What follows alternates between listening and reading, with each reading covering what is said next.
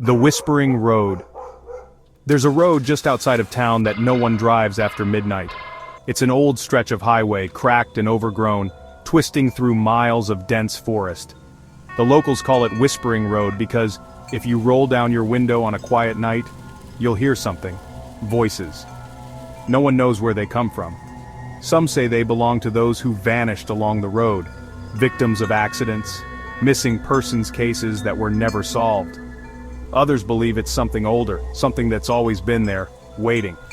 One thing is certain, if you hear the whispers, don't stop. The story of Charlie Mayfield. Charlie Mayfield didn't believe in legends. He was a truck driver, used to long, lonely highways and late-night hauls.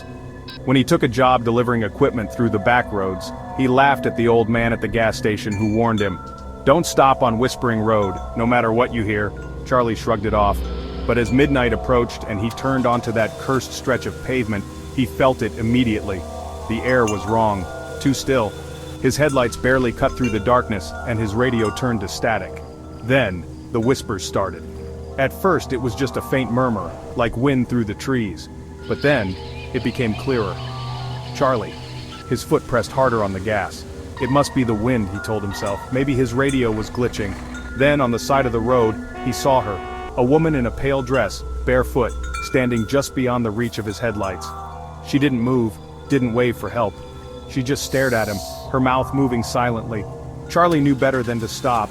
He gritted his teeth and drove past, refusing to look in the rearview mirror. But then, his truck stalled, the engine shut off, the dashboard went dark.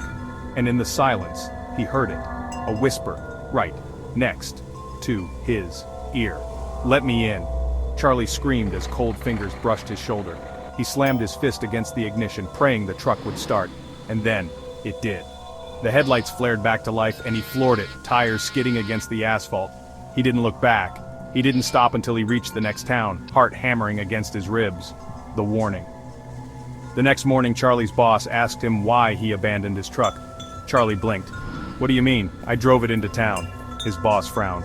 "No, son, we found your rig on Whispering Road, engine cold, keys still in the ignition, and the door?" Charlie's breath caught. The passenger side door was wide open, and on the seat, where no one should have been, were wet footprints.